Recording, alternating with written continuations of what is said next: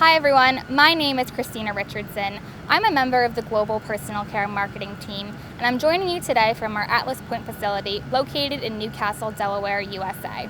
I'm going to be speaking with various members of the Atlas Point team to explore Croda's commitment to safety and sustainability. Atlas Point is one of our largest manufacturing sites at Croda, and therefore it's very strategic in delivering our 2030 commitment to be climate, land, and people positive.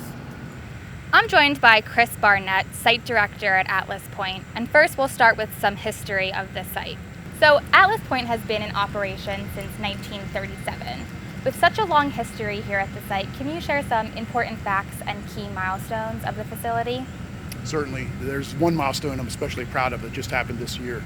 In June, we actually reached a year without a recordable injury, so our total recordable injury rate is 0. Croda really focuses a lot on safety, and so we're proud to be a really good member of the Croda team and bringing in that safety performance. Croda as a site, Croda bought this facility in 2006, but it has a long history before that. This site really pioneered the surfactant industry back in the 30s and 40s, especially with the two brand names called Spans and Tweens. So this site really has been practicing smart science to improve lives long before Croda coalesced that into a purpose statement. So it's been a really proud tradition here. The site exists similar to what it does today, probably from about the 60s and 70s onward. It's about the same size. We're 144 acres right along the Delaware River. We do have 24/7 operation, and we're about 230 some employees, a lot of scientists and engineers, as you can imagine, all types of people that support the business, and then a very dedicated and highly trained union staff here at the site that does tremendous work. We make somewhere between 300 and 400 different products any given year, so you can imagine that keeps us very busy. This year we're on track to make about 50,000 metric tons. So, coming out of COVID, we've had very good business and things have been very interesting here. We've managed to meet our customers' demands, and we're very fortunate that we have a lot of great customers in almost any industry you can imagine. So it's been a pleasure doing business here. Great. And as you mentioned, Croda acquired Atlas Point as part of the Unikema acquisition in 2006. So since then, I'm sure there's been a ton of investments and improvements to the site to make this a state-of-the-art facility in terms of safety and sustainability.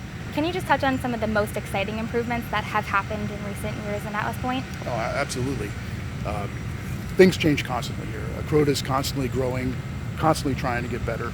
Since 2006, they've spent right around almost $500 million to make improvements here at the site. A lot of that, significant amount of it, going towards environmental systems, sustainability systems, certainly a lot of safety improvements.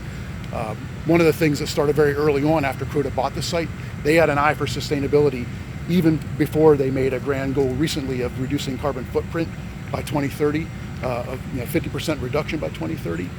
Back in 2012, they actually started up these two engines that use landfill gas from the local landfill to make electricity at the site.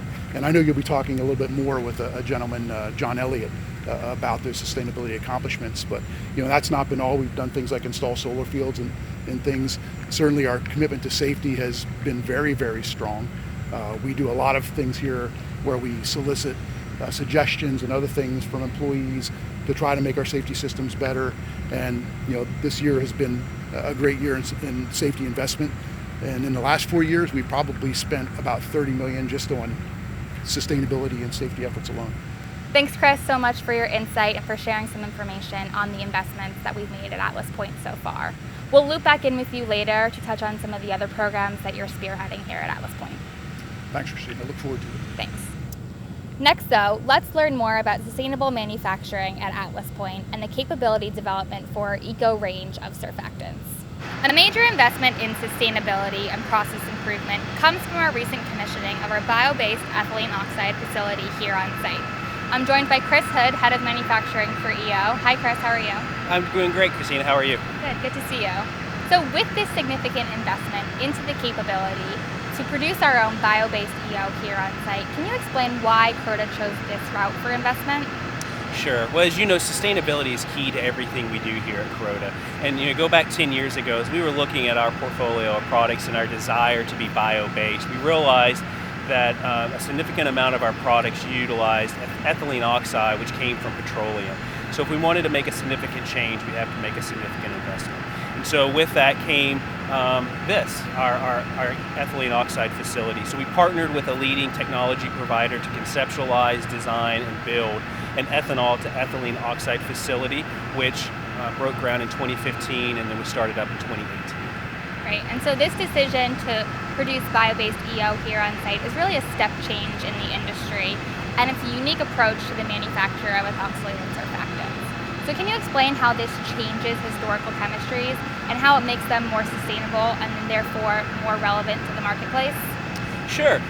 So one of the cool things is that our bridge and tween products, which were invented here so many years ago, are being reinvented now with the same great capabilities in the marketplace, but they're in a bio-based format.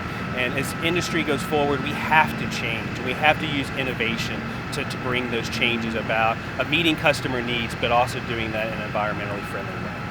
Definitely. And speaking about those products, Croda is committed to green chemistry principles and applying them to new product development. So can you just speak on how the green chemistry principles were applied to the eco products? Of course. So first and foremost, we had to continue to meet those customer performance needs. But not only were we able to make ethylene oxide from ethanol and be bio-based, but we also wanted to minimize the amount of byproducts that come from the process and, where possible, utilize those byproducts. So we did that rather well with our monoethylene glycol, or MEG product, which we take and actually manufacture other PEGs and products that are important in the marketplace as well.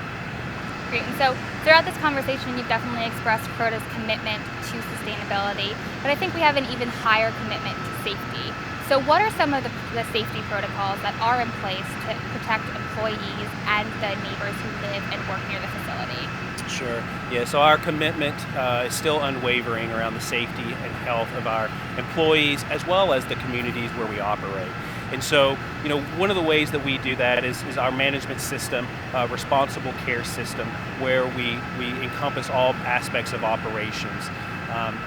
Some of the ways that we do that is spending thousands of hours looking at the design of this facility, involving engineers, safety professionals, operators, to make sure that we looked at the operation from all aspects. We investigate all near misses early on to make sure that we can prevent them from becoming worse later on. Right, which is really important. And speaking about safety, can't forget about emissions. With the ever-growing concern over emissions levels at manufacturing facilities worldwide, can you speak on some of the controls that we have in place here to make sure that we're good environmental stewards in terms of emissions? Sure. So we're always looking to reduce or eliminate our emissions where possible. So at our batch plant, we've reduced our EO emissions 99% over the last 5 years. And we're going to continue to do that as we go forward. Wherever we install new technology or new facilities, we install best available control technology. One of the new projects we're really excited about here in the future is a new boiler, which is pretty boring, but we're going to do that in a more environmentally friendly way, emitting less emissions as we go forward. Great. Thank you so much, Chris, for your insight. Sounds like there's a lot of great work being done by the team dedicated to ECO to make sure that Croda is a forefront in the sustainable manufacturing place. Thanks for stopping by and visiting with us. Across the Atlas Point facility, the team has been working hard to meet our global goals to reduce our carbon emissions by 50% by 2030 versus our 2018 levels. I'm joined by Jonathan Elliott, Regional Technical Manager, who's been a key member of the team working on our decarbonization plans. Hi, John, how are you? Good, thanks, Christina. So with this strong target to reduce our emissions by 50% by 2030, can you give some background information on the target and the plans that we have in place to meet it? Absolutely. It's a very lofty goal that we've signed on to. But by reducing our Scope 1 and Scope 2 emissions by 2030, we are clearly signing up and meeting the Sustainable Development Goals issued by the UN. The Scope 1 emissions are those that are associated directly with the facility, whereas Scope 2 are carbon emissions supporting electricity and utilities provided to the site. 2020 was the first year that each site was charged with developing their own decarbonisation strategy, and we anticipate revisiting this every year as site operations change and new technology is developed. And I'm sure part of this strategy for decarbonization will be to increase our renewable energy. So we're actually standing in our solar fields right now, which is a source of renewable energy that I'm sure many people are familiar with. Can you give some details on this resource and how we use it for power? Absolutely. This solar field was initially installed in 2015 and since then is providing over 700 kilowatts of power. It's actually a tale of redemption because this was a parcel of land that was previously used to store number 6 fuel oil. So being able to remove that carbon-heavy fuel and install solar has been a big improvement for the site. It's been so successful, we've actually recently commissioned a new solar array on top of our warehouse roof, which combined will produce 1.5 megawatts of power, which is roughly the equivalent of 1,200 American homes. Wow, that's really impressive. So another unique source of renewable energy that we have here on site is our landfill gas that we use to provide steam and electricity through our combined heat and power units. So as we're standing in front of these CHP units now, can you give some details on them and how we use this unique source for our needs? Absolutely. These 2 engines installed in 2013 each produce 1.1 megawatts of electricity. We have also supplemented that with a new engine which is 2.2 megawatts. The waste heat from those engines also generates steam, so we can eke out every ounce of energy possible from the landfill gas. Combined, the electricity usage between solar and CHP provides over 60% of the site electrical usage here on site. Wow, that's really impressive. And so what about the excess electricity that we need that we can't source on site? Where do we get that from, and is it renewable? That's a great question. And back in 2018, recognizing that we were aiming at the 2030 Sustainable Development Goals, we switched over entirely to wind-sourced electricity. So whatever we cannot produce here on site, we supplement with wind source from the grid. Great. So are there any other plans and projects in place now to reach those decarbonization goals that we have? Absolutely.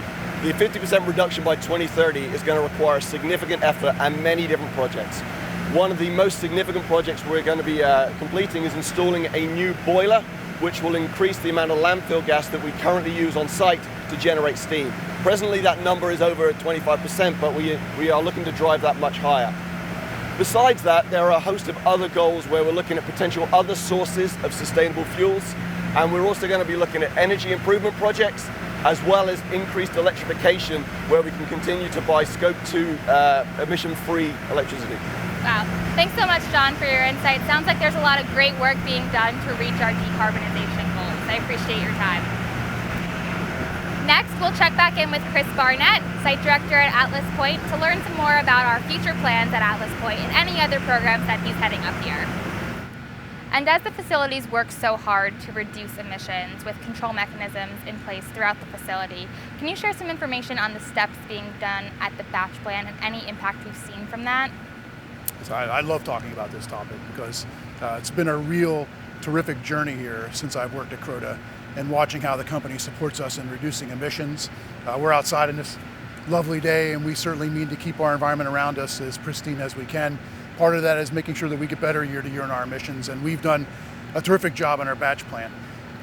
We spent probably about $15 million in the last 4 years, and I brought one particular type of emissions called volatile organic compounds. We've reduced those to 1/3 of their previous levels in 2017.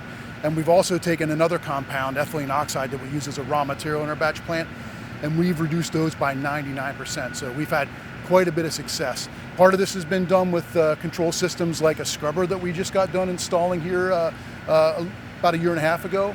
And this uses like a scrubbing solution to take out the compounds from the air, and does a really good job of helping us cleaning up our vent system. So, and we have a lot more in store.